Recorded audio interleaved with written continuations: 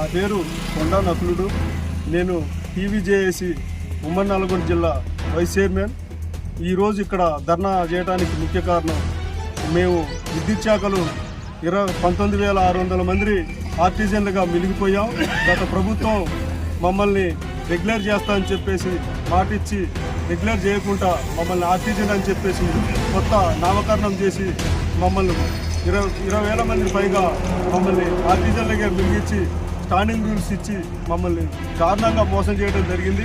అందులో భాగంగానే అప్పుడు ప్రతిపక్ష హోదాలో ఉన్న కాంగ్రెస్ పార్టీ బట్టి ప్రస్తుతం విద్యుత్ శాఖ మార్చులు బట్టి విక్రమార్క గారు మాకు దపదపాలుగా వాళ్ళు పాదయాత్ర చేస్తూ, సీఎం రేవంత్ రెడ్డి బట్టి విక్రమార్క దపదపాలుగా పాదయాత్ర చేస్తూ కాంగ్రెస్ గవర్నమెంట్ రాగానే మమ్మల్ని గవర్నమెంట్లు పర్మినెంట్ చేసి ఏపీఎస్బీ రూల్స్ ఇస్తా అని చెప్పేసి మాట ఇచ్చి గెలవడం జరిగింది.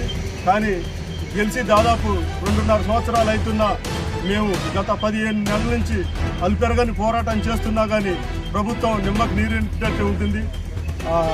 విద్యుత్ శాఖ మంత్రి ఆర్టిజన్స్ ఎవరంటే ఎవరో ఏమో వాళ్ళు ఏం పని చేస్తారో కూడా తెలియదు అని చెప్పటం మాకు శోచనీయంగా అనిపిస్తుంది.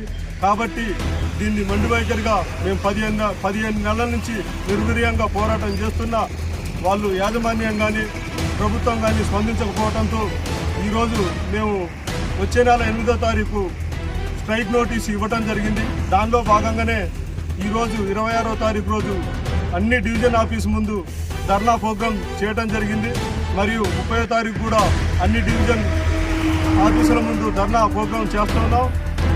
2వ తారీఖు సర్కిల్ ఆఫీస్ ముందు వంటవార్పు కార్యక్రమం చేసి ఈ 7వ తారీఖు రోజు విద్యుత్ సౌధం ముట్టడి చేసి 8వ తారీఖు రోజు ధర్నాకు పోవడం జరుగుతుంది.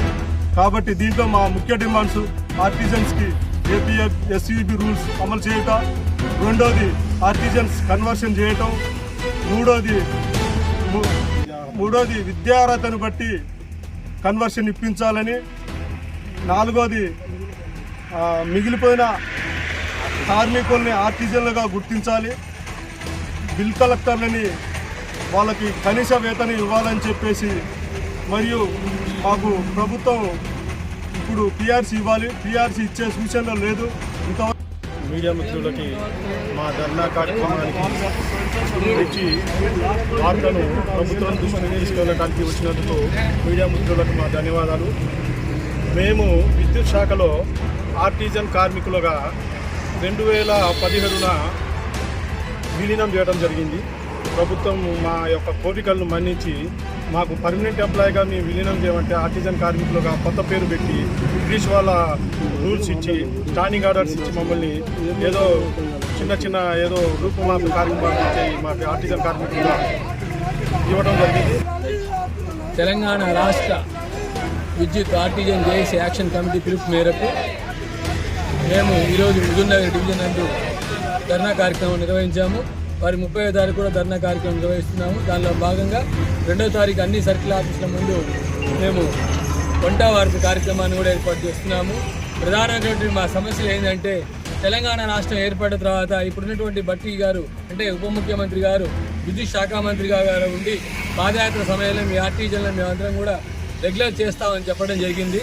కానీ ఇప్పటికి 2.5 సంవత్సరాలు అవుతున్నా గవర్నమెంట్ మీరు ఆర్టిజన్ అనేటువంటి పదం తెలియకుండా మన ఉప ముఖ్యమంత్రి గారు మాట్లాడడం జరిగింది. కాబట్టి మేమంతా కూడా దఫాలుగా విద్యుత్ మీట్ కాంపౌండ్లో కానీ, వరంగల్లో కానీ, కేటీఎస్ పాల్వంచలో కానీ, విద్యుత్ సౌధ అనేక రకాలుగా ధర్నా కార్యక్రమాలు నిర్వహించినా కానీ గవర్నమెంట్ నుంచి ఎటువంటి స్పందన లేదు. కాబట్టి ఆ యొక్క తెలంగాణ స్టేట్ ఈ విద్యుత్ ఆర్టిజన్ జేఏసీ కమిటీ ఆధ్వర్యంలో వచ్చే నెల ఏప్రిల్ 8వ తారీఖు నుంచి మెరుపు సమ్మెలో దిగుతున్నాం. కాబట్టి ఇప్పటికైనా మా సమస్యలను గవర్నమెంట్ దృష్టికి మీడియా పరంగా దృష్టికి తీసుకెళ్ళి మా సమస్యలన్నీ కూడా పరిష్కరించాలి. మా ప్రధానమైన డిమాండ్ ఏంటంటే వెంటనే ఏపీఎస్బీ రూల్స్ అమలు చేయాలి, పిఆర్సీ అమలు చేయాలి, అదేవిధంగా విద్యార్హతను బట్టి కన్వర్షన్ చేయాలి, అదేవిధంగా 1600 మంది మిగిలినటువంటి వాళ్ళందరినీ కూడా ఆర్టిజన్గా గుర్తించాలి. ఇటువంటి ప్రధాన సమస్యలను కూడా వెంటనే కనుక పరిష్కారం చేయకపోతే మేము ఏప్రిల్ 8వ తారీఖు నుంచి మెరుపు సమ్మె అంటే టోటల్గా తెలంగాణ రాష్ట్ర వ్యాప్తంగా అంధాకారంలోకి వెళ్ళిపోయినా మాకు సంబంధం లేని టైపులో మేమందరం కూడా సమ్మెకు దిగుతున్నాం కాబట్టి గవర్నమెంట్ వెంటనే స్పందించి మా సమస్యను పరిష్కరించాలని మీడియా ముఖ్యంగా మేము తెలియజేస్తున్నాం.